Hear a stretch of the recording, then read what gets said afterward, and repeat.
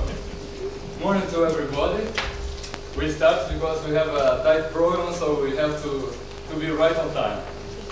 Dear friends, yes, you are right. Preparing this conference has been a hard work for me and all the steering committee members. However, it's a pleasure to have you all here willing to share your ideas on international education and to review old friends. Here, a letter of thanks to the advisory board that has assisted us in all moments, and to the chairman and speakers who have been confronted with a very, very hard job. All thanks to all who wish us success or did send contributions, but cannot be present today. I will name them. They are Mr. Detroit, Mr. Dingsoy, Mr. McNaughton, Omingo, Al Musavi, Harrison, Mr. Lin, Millet, Norby, Akinjo, Dadson Potskita, Hadi, Sankarana Rayana, Kayama, Kato, Martoni, and Sarad. Two of these names, few of them know them very well. The seeds that were cultivated in developing countries, but fertilized and watered at PII, EII, under the International Education Program, are now flowering. Most of them are already blooming and giving their beautiful scents not only on their lands, but also worldwide. Furthermore, they are deeply rooted in their grounds and giving the benefits that they acquired not only to the human community, but to the entire universe in whose environment they operate. In the name of PII, I wish all of you a very fruitful day. Mr. Ille is our Master of Ceremonies. Harald, he originates from Norway, for who doesn't know him, where he studies physics and computer science. He has worked as software engineer at Philips, and he has been a staff member of Philips International Institute and the Eindhoven International Institute for about 80 years. Currently, he is a lecturer in data communications and embedded software at Fontes University of Professional Education, here in Eindhoven, and a member of the PII Advisory Board. Mr. Ille, the floor is yours. Thank you, Chairman. And for those of you who do not know Javier, he studied in the very last batch of Eindhoven International Institute in 93-94, graduating with an Master of Electronic Engineering. Currently, he is working with Philips Medical Systems, and he is the chairman of PII, International Alumni Association. Ladies and gentlemen, dear friends, I'm very happy to be together with you on this first PEIAA, Conference on International Education here today. Believe me, it has taken months of work for Javier and his colleagues in the steering committee to organize this conference. And as you can see, they have succeeded in composing an interesting program with most distinguished speakers. My role here today is to introduce the contributors at the beginning and at the end of the conference, and the chairman of the four major sessions during the day.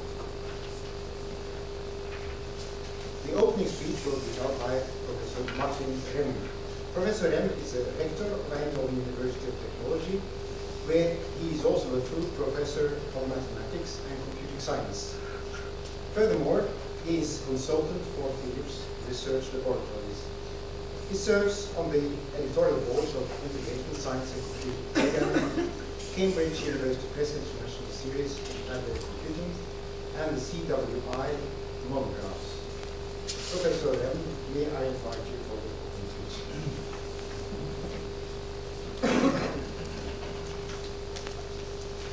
Thank you very much.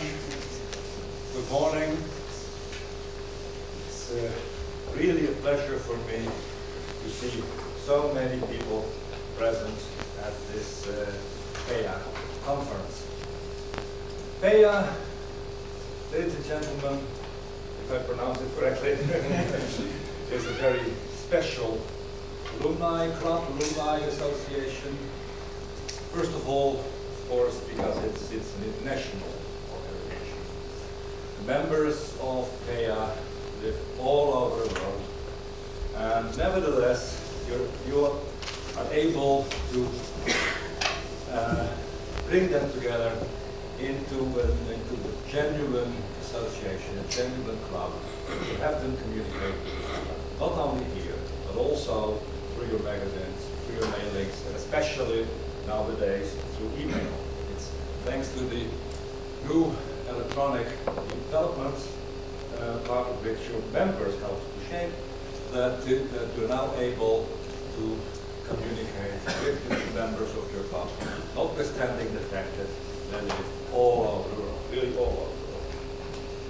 It is also a special among the alumni association that we have here. For a second reason, a special association. That's because it's a club of an educational program that does not exist anymore.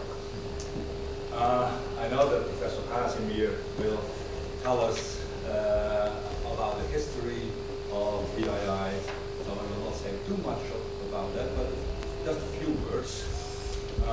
As you know, it started as PII, and then it was realized or decided by Philips that PII was not, say, part of the core business anymore, and our university was asked if we could continue that program, and it was continued, I think in 1990, as EII, under the directorship of Hedman.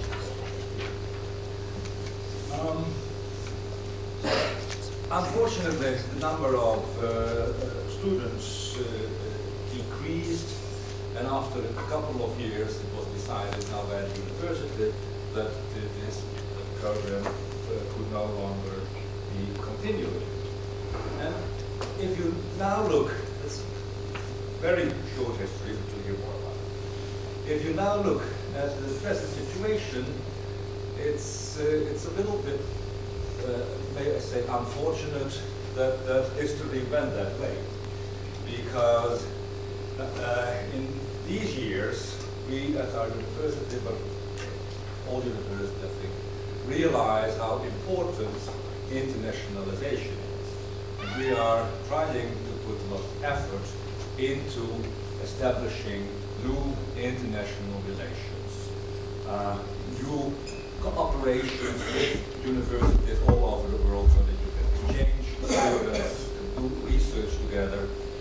And we are also looking at, can we, in some form, again, have students from all over the world come here and study at our university. So something that was stopped only a few years ago is now, again, in the midst of what we see as a very important message, very important role for our university. Why? I don't know why the number of students decreased. Some people say that the name should not have been changed, that PII was a name well known all over the world, and that the change of name into EII, a public decision, never, even though it went to the university.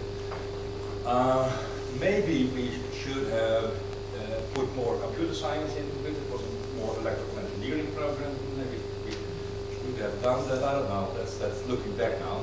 But it is odd that it has stopped for a second reason, because if you look at what's happening in the Netherlands, in Western Europe, here in this region, you see that there is a dramatic shortage among graduates in electrical engineering and in computer science. The Philips Research, not long, has at the moment 70 vacant positions for computer science and electrical engineering graduates, unable to find the right people for it.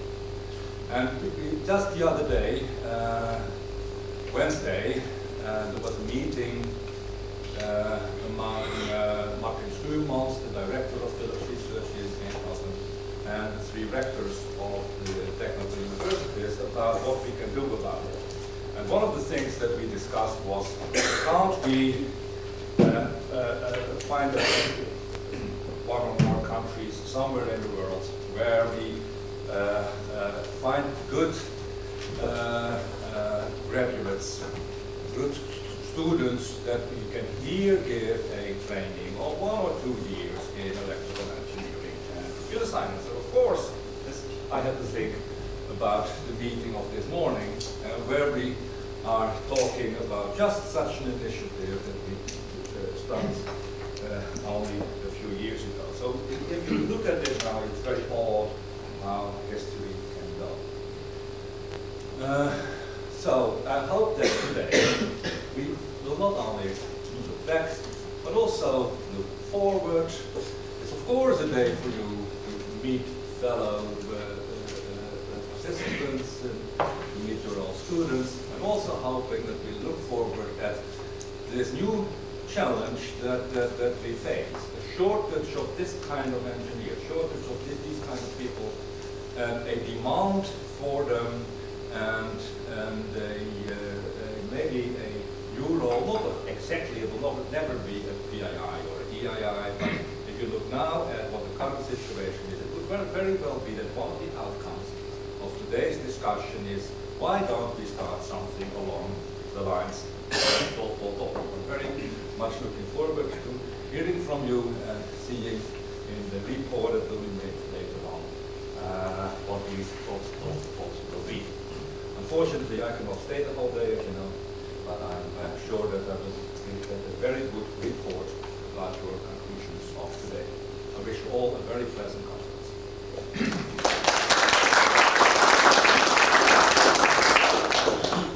Thank you very much for your contribution, Professor M. Well, together with you, we are looking forward to this interesting program and to the continuation of what will happen after today. Ladies and gentlemen, it is with extreme pleasure and honor that I may introduce the next speaker. Without him, we should not have been here today because there had been no Philips International Institute. Professor Casimir was appointed professor at the University of Leiden in 1938, later joining Philips and becoming co-director of Philips Research, or as we still prefer to say, NAPLAB. For a period of 16 years, he was member of the board of management of Philips. In 1957, 40 years ago, Professor Casimir joined late Dr. Trom, vice president of Philips, in initiating an institute for young engineers and scientists from developing countries, which would offer these young graduates facilities for work and study that could be provided by Philips. Once Philips International Institute, that was the institute, was established, Professor Casimir continued to show his interest both by support in general and by giving lecture courses. And today, Professor Casimir, I'm very happy to invite you to deliver your speech on the early history of Professor Casimir.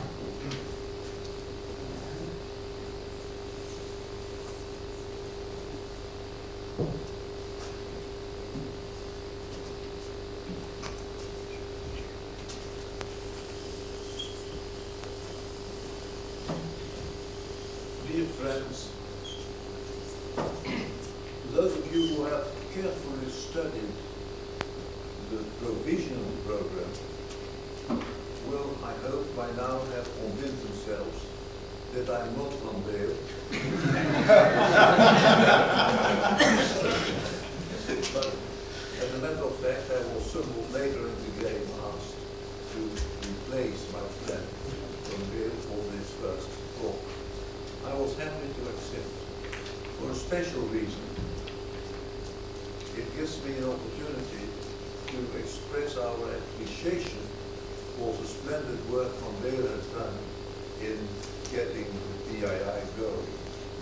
After all, once the decision had been taken to start this institute, and the first steps had been made, and from there had been selected and appointed to head this new venture, well, once that had happened, the initiators didn't have to do very much anymore, because Andrea did all of it. Taking care of housing, designing courses, finding appropriate lecturers, finding programs for students, and especially establishing a certain atmosphere, a way of working, a style of working that was characteristic and that turned out to be very productive. Well, as I say at that moment, only broad outlines had been considered. And I would like to say a bit more about these outlines. I'm happy to accept, I say, because it gives this possibility to express our appreciation to Van Deel, but also because I would be in touch again with what remained of the Philips International Institute. It is a pleasure to see so many of the old students and teachers here. It's also with a slight, well, nostalgia, slightly sad that the Institute does not exist anymore. We have seen that there are possibilities that some things will arise again. It will not be the same PII or EII for that matter. Well, that can't be helped. I'm a bit sad thinking about that, but it's one of the things when you get rather old, pretty old, then it happens that you can see your babies grown up to bigger characters, without them also there's a possibility that you will outlive some of them. And that's the thing one has to accept. Now, let's look a little bit more about this, so to say, basic philosophy. The first one, that knowledge is a remarkable commodity. It is valuable. It is the only commodity I know you can give away without losing it. On the contrary, if you give it away, you get a little bit more. For the best way to really understand something is to teach it to others. And I think, especially if you have a bad lecturer, he learns probably more than his students do.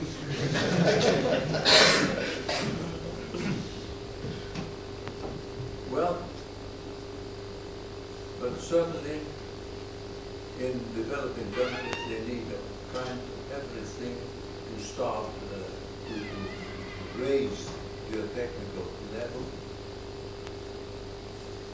But then certainly they will need knowledge. So the first thing is they will need knowledge. And knowledge can be transmitted, as I said, without loss. Now, why should Philips do it? In the first place, you might say, they are aware of the need for technical instruction in some of less developed areas. That's one thing. Secondly, they did have a remarkable store of technical knowledge and also a remarkable store of manpower. That was the second thing. But that in itself was not yet reason why they should tackle the problem. Now, I mean, if I have tried to look backwards, what were the arguments of Dr. Tron and of myself to start something? Well, it sounds rather hypocritical if I say so, but I'm convinced it's true that we did not look at that moment at material or financial gain. As a matter of fact, we tried to do everything to avoid that the institute would become a brain drain, so that it would be rather a disadvantage because it would take the best people from an area where good people were not plentiful. And so we made it a strict rule that Philips Netherlands, the central organization, should not hire graduates or PII for work in Holland or in Europe. If they would enter in the Philips service in their own country, in the area where they were home, that would be fine. That did happen on occasion, but not here, not after the certain. Of course, you could not say that for eternity, so to say, but there was a period where they were not eligible for positions in that. Of course, it did happen occasionally that someone had been trained at Philips International Institute and then were engaged by the competition in Holland. Well, that's always the game, cannot be avoided. Well,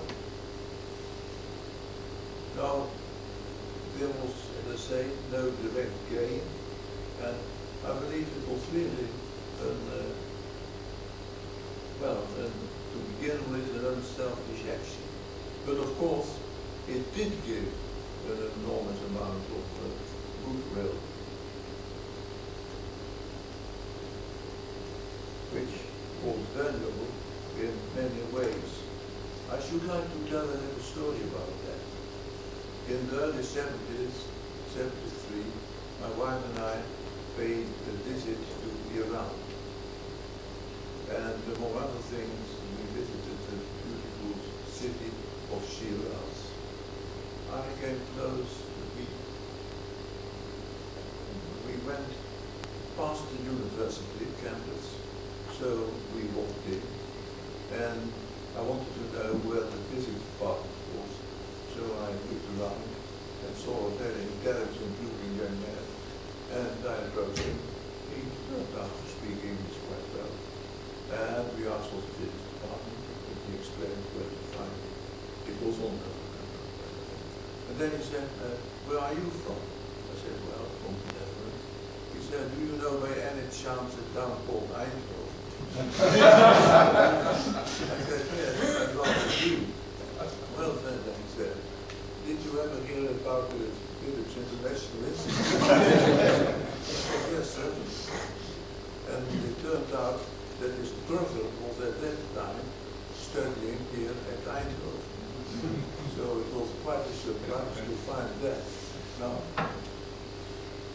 you cannot conclude from this that anywhere, wherever you are, you will always meet someone who has a brother or someone else who knows at Philips International Institute.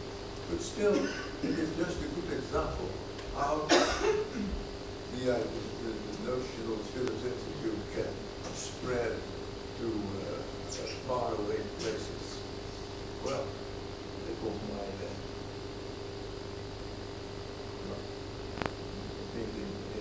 interesting example of the general goodwill you may create by this institute. Well, as I say, apart from the central idea, we must do something to help the backward areas. The one thing we can help with is with knowledge, with training. And, well, that is a very simple thing, and as I said, running the thing is not such a simple thing, but it was done successfully. Well, it came, of course, in a remarkable period.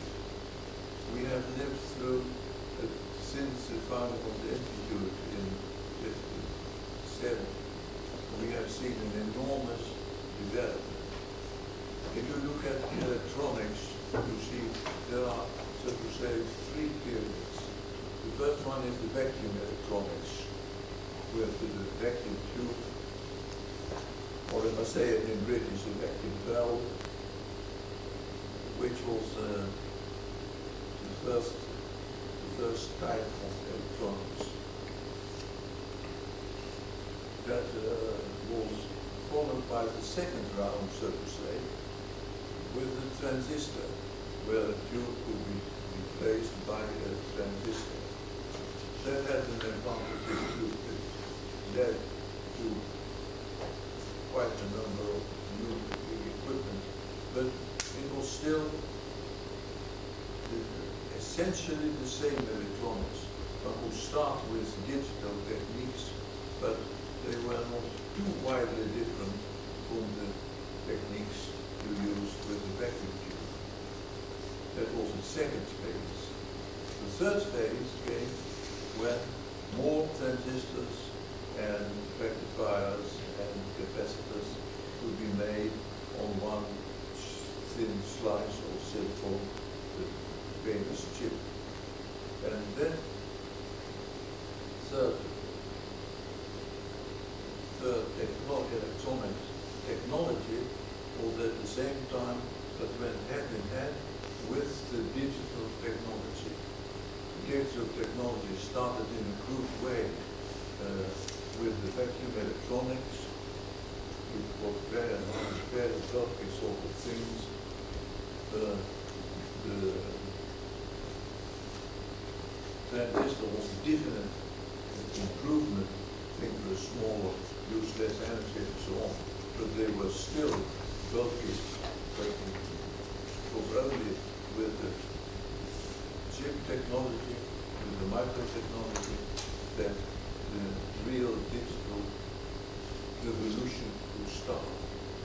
And that is still going on. But in the period since the creation of the PII, the digitalization and the miniaturization of the circuits went hand in hand. And one is still going on with making more and more elements that are smaller and smaller. And so